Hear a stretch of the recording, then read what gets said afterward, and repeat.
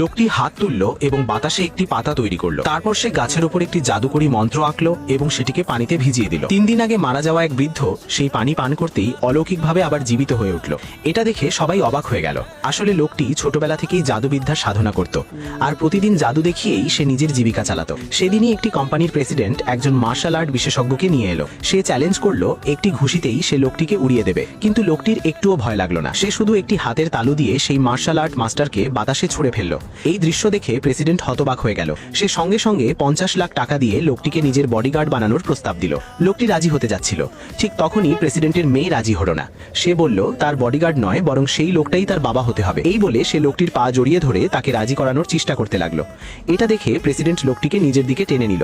লোকটি না বলতে যাচ্ছিল, কিন্তু যখন সে শুনল 1 কোটি টাকার কথা, তখনই সে প্রেসিডেন্টের সাথে কন্ট্রাক্ট ম্যারেজ করে ফেলে। যদিও এটি শুধু চুক্তিভিত্তিক বিয়ে ছিল, তবুও লোকটি ছোট মেয়েটিকে খুব ভালোবাসতে শুরু করে। সে প্রতিদিন তাকে পার্কে ঘুরতে নিয়ে যেত, কখনো কখনো জাদু ব্যবহার করে তাকে মহাকাশেও খেলতে নিয়ে যেত। এই সব ছবিগুলো দেখে প্রেসিডেন্ট মনে করলো সবই নকল। একদিন লোকটি মেয়েটিকে নিয়ে প্রেসিডেন্টের সাথে দেখা করতে গেল। তখন জানা গেল প্রেসিডেন্টের ভাই তাকে জোর করে এক ধনকুবেরের সাথে বিয়ে দিতে চাইছে। সে আবার 50 লাখ খরচ করে আরেকজন মার্শাল আর্ট বিশেষজ্ঞকে নিয়ে আসে লোকটির সাথে লড়াই করানোর জন্য, কিন্তু লোকটি তাকে মাত্র একটি থাপ্পড়েই উড়িয়ে দেয়। এটা দেখে ভাই ভয়ে পালিয়ে যায়। প্রতিশোধ নেওয়ার জন্য ভাই তার বন্ধুদের নিয়ে বাজারের সব বিস্ফোরক কিনে ফেলে। এর ফলে প্রেসিডেন্টের খনি বন্ধ হয়ে যায় এবং প্রতিদিন লক্ষ লক্ষ টাকা ক্ষতি হতে থাকে। ঠিক তখনই লোকটি এগিয়ে এসে বলে সে পুরো পাহাড়টাই উড়িয়ে দিতে পারে, কিন্তু কেউই তার কথা বিশ্বাস করলো না। সে আসলে এটা কিভাবে করবে জানতে হলে সাবস্ক্রাইব